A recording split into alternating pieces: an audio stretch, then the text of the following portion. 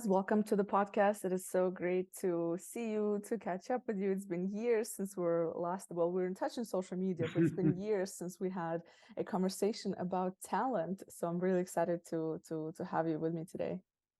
Oh, it's great to be here, and yeah, good to connect with you again. It's been I don't even want to think about how many years it's been, but it's good to see you again, and looking forward to the conversation. And thank you for having me on. I really appreciate it. No, absolutely. So listen, tell our audience a little bit more about kind of your career story, who you are, what you're doing today, and just to set us the scene for the discussion today. Okay, well, I guess probably like many people in the industry, I fell into recruitment by mistake. Found a real love for it though, and spent the last 25 years or so in corporate HR and talent, working around that space, touch wood, all around the world with some great organizations. And then eventually decided, when was it? It was about 3 years ago, 4 years ago. Was it 3 years ago? Yeah, it was about 3, 4 years ago. I decided I needed to just take a little bit of time out and figure out what I wanted to do, whether I wanted to stay within corporate life or do something differently. And out of that journey came Melius Consulting. Melius Consulting was born, so it's now 2 year coming up to 2 years old. It's a hiring advisory business. So we're in the business of helping organizations and individuals achieve improved hiring outcomes. Um, that's a nice way of basically saying that I spent a long time looking and thinking about how hiring was less than perfect, let's say, and coming up with ideas constantly about how it could be fixed, how it could be improved to serve both employers and candidates. And Melius Consulting is the vehicle for me to do that, I guess. Hmm. And I want to get more into that, but before we go into the big topic of talent and recruitment, I'm curious, was there anything in particular, you work quite big companies in your career, and was there any particular moment or an occasion or something that has happened or a feeling, whatever it may be, that kind of made you pause and say, is this what I want to continue, or let me kind of rethink of what I actually want to do, maybe do my own thing? Was there anything in particular that occurred? I'm always curious to know. Yeah, look, I mean, I guess sort of I would start off by saying, that the corporate journey was fantastic. I worked with some incredible people, some incredible companies. I worked all around the world and had the opportunity to be exposed to different cultures, to learn from people all around the world. Worked with some brilliant leaders, some brilliant people in HR. Um, but I guess after a long time, it came to the point where I started to feel like my role within that structure was a little bit limited, and that my ideas were uh, um, perhaps sort of evolving a little bit faster, or growing a little bit faster than the roles were allowing me to grow. And I came to a point, I was 40 something years old, and I came to a point, that sort of inflection point where you think either I can stay in this particular world and that's how I'll probably see the rest of my career, or do I want to try something different? Do I want to be brave? Do I want to take a risk? And um, the entrepreneur thing, the setting up my own business, had always been in the background for many, many years. And I'd never done it. Right. So I became an entrepreneur at the age of 48 or something like that. I'd never done it. I had no experience in doing it. But I thought, now or never, midlife crisis, maybe, I don't know.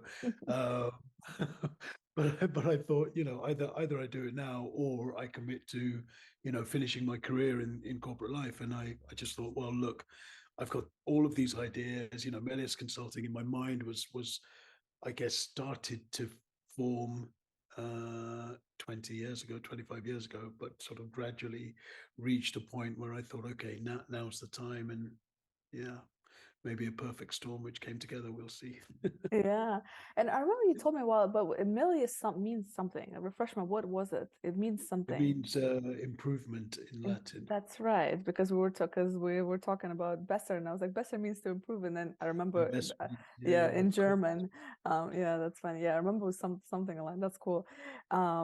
So So tell me a little bit more about, I guess, I mean, this is a huge topic, the world of just recruitment and hiring, but let's just start off with the fact that you travel all over the world, right? You interact with different individuals. You're, of course, primarily you kind of do work around Middle East and Europe, but have you seen, is this challenge of talent, is it a global problem? Is it a regional problem? Is it an industry problem? Like how, from your experience? Yeah, look, I mean, there are nuances everywhere, of course. I think there are very unique problems in different markets. So if you look at certain markets, there are many more jobs than there are applicants. If you look in other markets, you will find jobs, but you'll find an abundance of applicants, but you'll still find employers talking about the inability to find talent. Um, there are different levers around the world, which encourage or discourage people to move and switch jobs.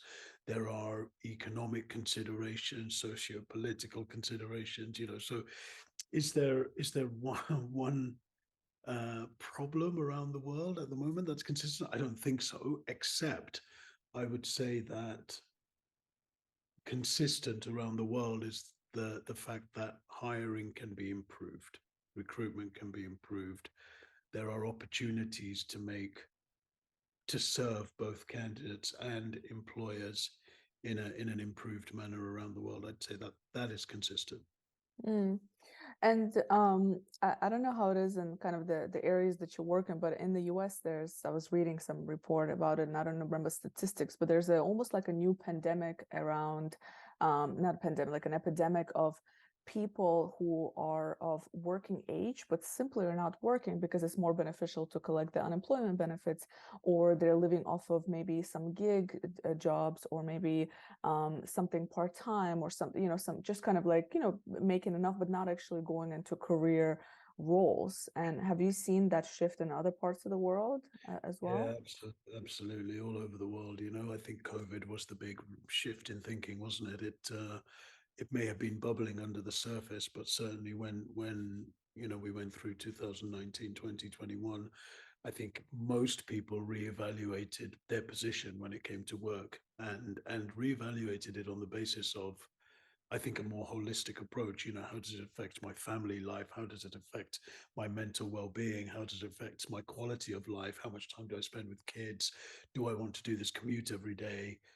Weighing that up with the compensation benefit of working, the purpose of working has become much more important. I think also the next generation of workers are requiring more from their employers rather than perhaps our parents, or probably my parents, probably not your parents, are much younger than mine, but our parents, it was about having a job, it was about having an income, it was about acquiring a home, a car, an education for your children, perhaps, or healthcare.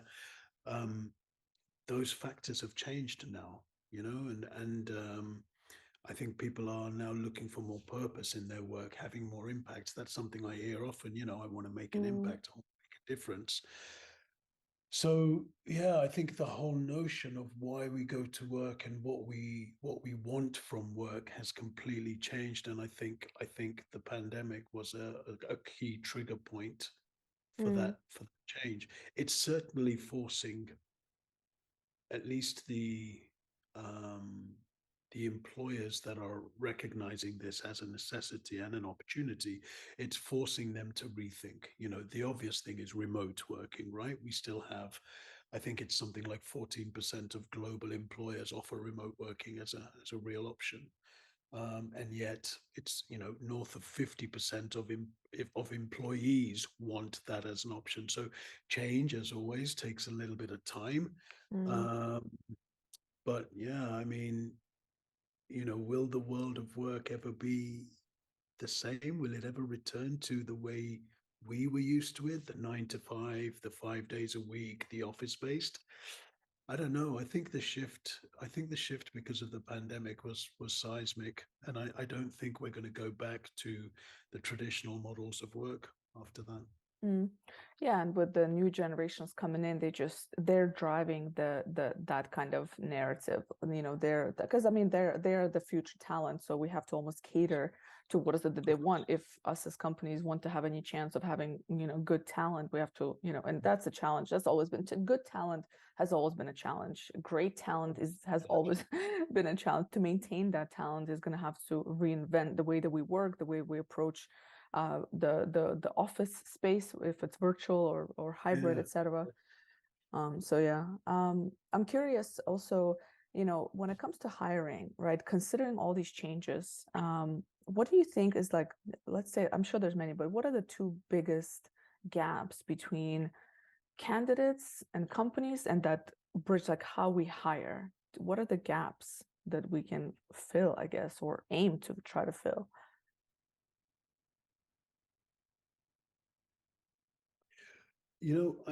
I think I'm going to do this on the fly, right? So we haven't prepared any of these questions. So I'm going to do this on the fly. Please. Let's see how Or it comes out. challenges, Yeah. you know. Yeah.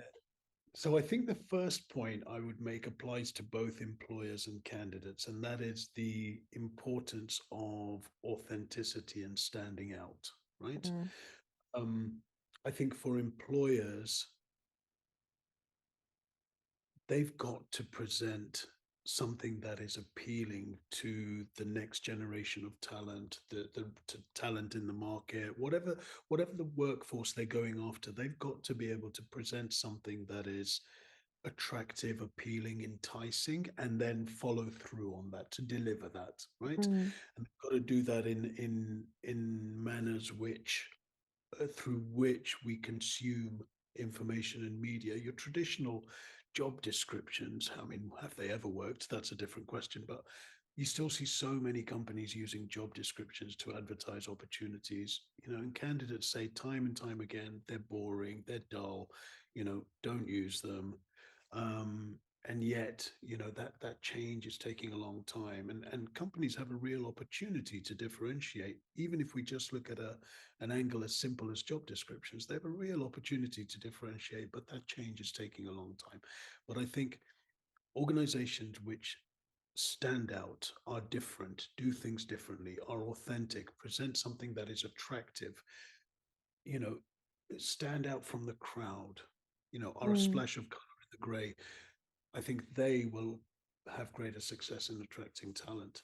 And I think equally that applies to candidates. There mhm, are in certain markets, there are so many candidates looking for opportunities. And yet the approaches that candidate use to apply for jobs, applying for job through portals, through platforms, using a resume, using a cover letter, using language which is so standardized now. It's, and people will say it's 80, it's there to beat the ATS. It's, these are the keywords people search for. What it does, when everybody is using the same language, it just blends everybody into the same, right? mm, And as a recruiter, as a hiring manager, when you're looking for talent and everybody looks and sounds the same on paper, how do you differentiate? So I mm, think that authenticity argument applies for both employers and candidates, and that's really important. mm. I think the other gap, and Ellen, I've thought this for a long, long time, and I find it fascinating that this isn't there isn't more being done to tackle this. I think the other gap is the ability to assess, Oh yeah.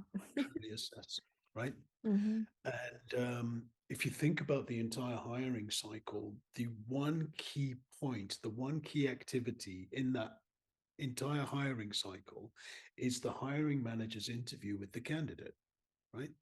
That's the decision point, right? Most of the decision making is done at that point.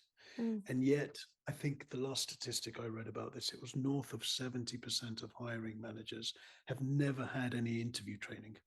They have right. no idea. They've never been trained on how to assess candidates, and yet they are making the most critical decision.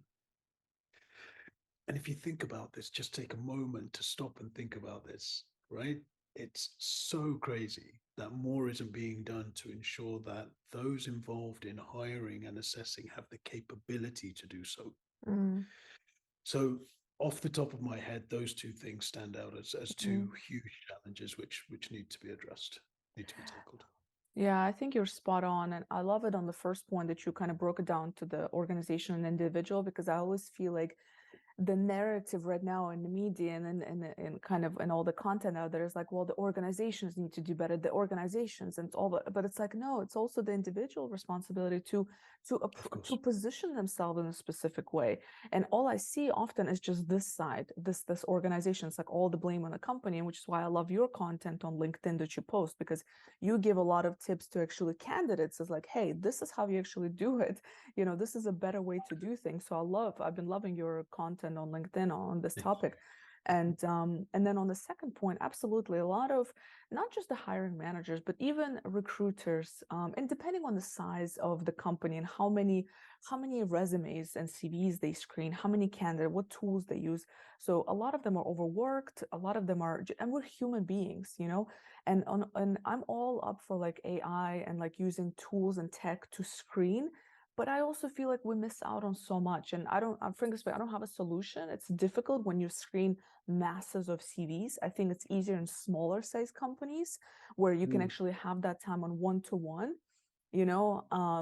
But and this is I mean, I battle with this is like, okay, like how do you how do you companies like the big organizations, they get like thousands of CVs. Like how do you actually, you know what I mean? But then, now I'm just going down the rabbit hole, but then you go to the point where, like going back to the individual, right? So how do you stand out from those thousands of CVs, and how do you help the hiring manager find you? So it's almost like, it's difficult question, like how do you make it effective when you're screening all these people, even if you are Yeah. using tools, So I ponder this all the time.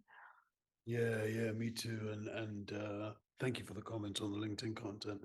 It's topics I want to cover more with the content coming up, and it's really, really there are practices on both sides. A lot of people sort of contact me and say, "Oh, recruiters are terrible. They never answer me when I apply for jobs." And I have recruiters and hiring managers saying, "Oh, candidates are terrible. They don't stand out. They don't make any effort.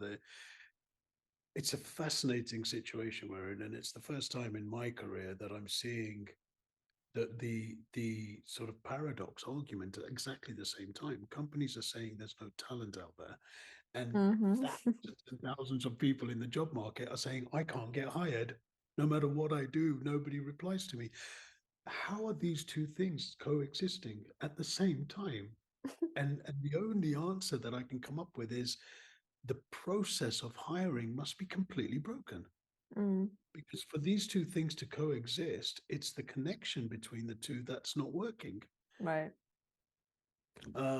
And like you say, it's a rabbit hole, because which part of that connection do you then start to focus on and work on? And I think if I was running a hiring team in any size organization right now, I would take a very, very good look at what is having the greatest impact to my hiring capability and focus on that and Hmm. fix that.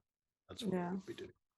Yeah, I think it's just such a big question, and I think that there's really no magic formula that's going to work for everyone.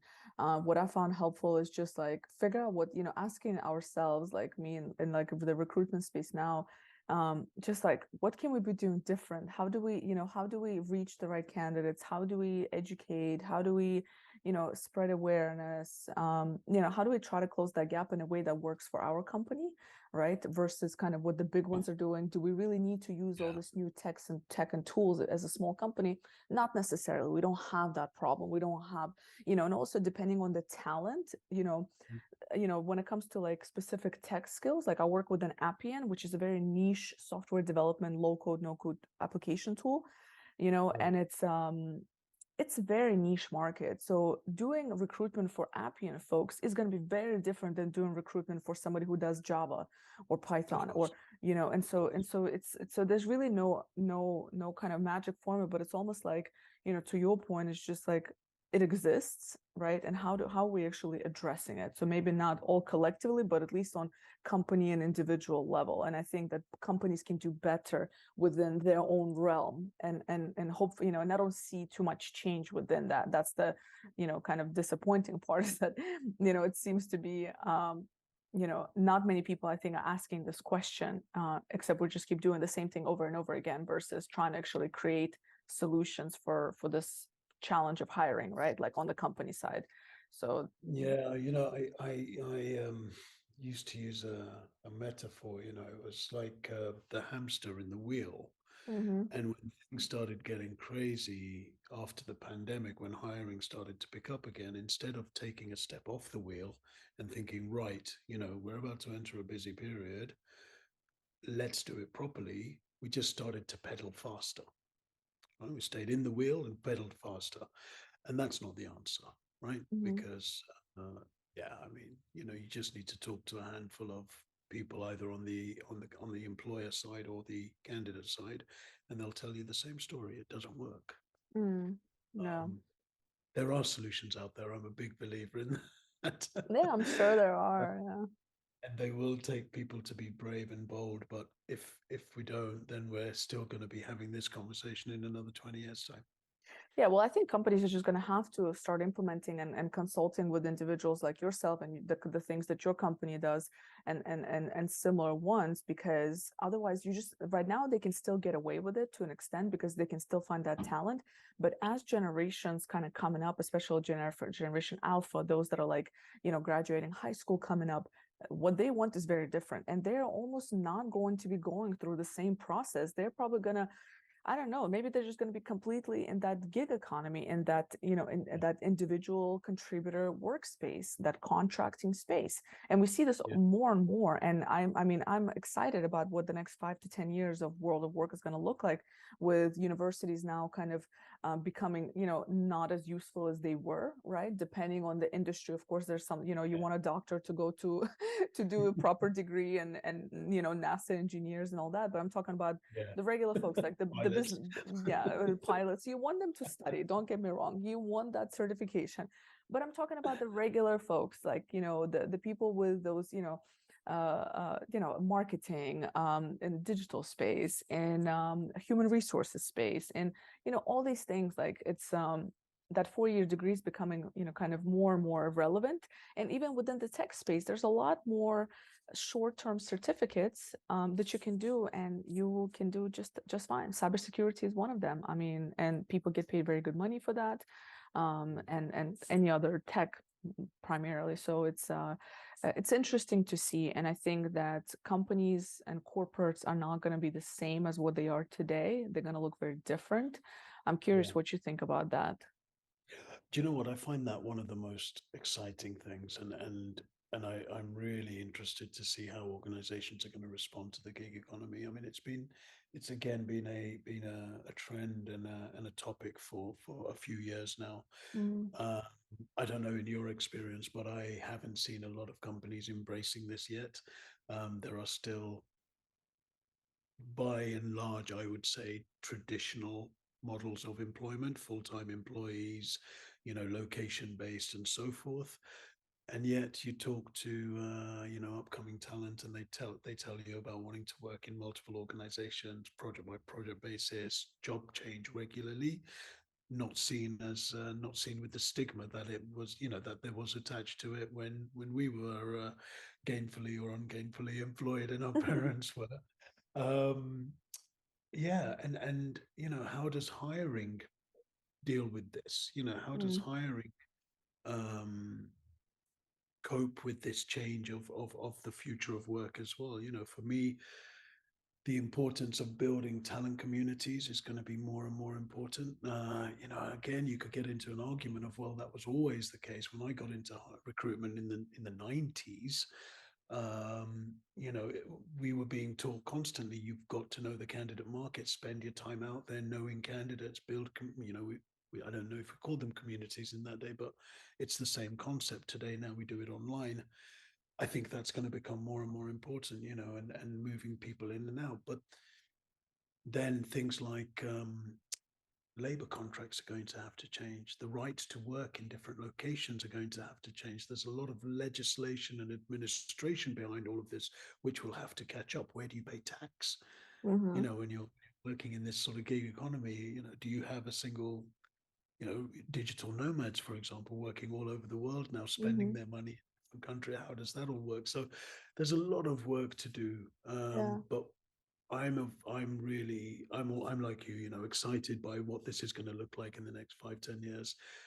Convinced that this is a change that is taking place and is going to continue to take place if we listen to people graduating now and coming into the workforce. Yeah, and we're just before we start recording, we are talking about Costa Rica, and I was saying how they have this digital nomad setup. And to your point, Costa Rica and many other countries are now implementing this digital nomad kind of residency, where if you pay taxes in the U.S., you don't have to pay taxes in Costa Rica, and vice versa. And a lot Right. of countries around the world are starting to do that. And to your point, in terms of that gig economy, what I see is right now companies still want that full-time employee. They want to have, et cetera, and a lot of people want that, the benefits that are associated with it, right? But um, what is changing, and I think what's going to drive this openness to gig economy, is the fact that the career cycle, the life cycle of a person in a company is shorter. So Right. before, it's like, well, we want them staying for 5 to 10 years. Now people changing jobs every 1 to 3 years, especially the Right. young talent. So does it make sense to go through the full onboarding process, get them into your culture, for them to just bounce in 2 years? So because that's Yeah. what they wanted. They want to be part of the culture, like the companies want people to be part of the culture, et cetera, right? And there's fine, of course, there's numbers associated with it, and there's expenses and et cetera that are associated with hiring and letting people go and all that. But maybe the contract world is going to become more and more attractive. And on top of that, as they struggle to find talent, which they do in many cases in the world of tech, they're going to have no choice. And they already, this is already happening today. Many companies have no choice but to use contractors to Right. fulfill certain gaps. And I think that's Right. going to grow significantly. And a final point here is that as this is happening on the corporate side, how is an individual going to prepare and to be this multifaceted individual that can self-manage, that can create opportunities for themselves and be one of those successful contract or gig economy people, you know what I mean? Because that full-time gig might run out in a coming, maybe not in our lifetime, but eventually, oh, I think it will in our lifetime, honestly, but probably next 10 to 15 years, I think it's going to be more Yeah. in that independent contractor, what are you doing to add value from day one versus, Yeah. 6 to 12 months down the line as a full-time employee. It's fascinating, and there's a lot of questions which still need to be answered. But I Mm, think there is an inevitability around this change. yeah, no, Yeah. absolutely. And so I love your content. I'm curious if you can just share kind of with the audience, where do you hang out at the most? If somebody wants to, get in touch with you, they want to read some of your stuff. I know you're heavy on LinkedIn. Is there anywhere else that you hang out at? No, do you know what? I um I will happily admit that I have been slower on the uptake of social media than most people. Is that a very polite way of saying it? Um, it's taken me time to really become comfortable with any platform. Look, I don't really use Facebook personally. Mm-hmm. I'm not really on Instagram, but professionally, LinkedIn at the moment is my platform of choice. And I think, LinkedIn offers a great opportunity to share, the types of things I want to talk about. You know, what I'm doing now is really about sort of impact and trying to help as many people as possible. And LinkedIn offers that sort of platform for the world of work. So I still want to improve what I do on LinkedIn. At the moment, I do some videos and I do some posts and what have you, but I know there's LinkedIn Live, which I'm exploring, and I'm going to do some webinars in the coming months as well. Mm-hmm. So there's more coming on that side. And that's really where to find me. And I always welcome people to engage and connect with me. I've absolutely no issue with connecting with people and having one-on-one conversations with people. So feel free to reach out if you want to chat to me. Sounds good. And I'm going to make sure to include it in the episode notes as well, all of your links. And just a Thank final you. question before we wrap this up is, if you had to ask a question for people to ponder on as when it comes to hiring, so one for the individual and one for the organization, what would be that question that you think would bring the most benefit to them to think about as they look for those solutions? Only one, huh? Just give me Um, one for each.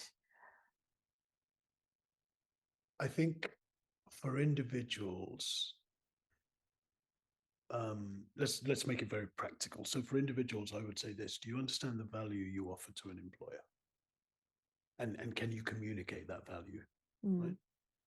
Um, and I think a lot of people struggle with that. A lot of people start talking about their features. I've got this many years experience. I work in these companies. mm-hmm, I work in these projects. I know this technology. Those are features. That's not value, right? So do you understand truly the value that you offer an employer, and can you communicate it to them? Can you communicate to them in a language which makes sense to them? And I think if more and more job seekers, candidates are able to do that, they will have greater success when it comes to hiring mm, or finding a job. And to employers, I would say, wow, that's a big question. That's an interesting question. um,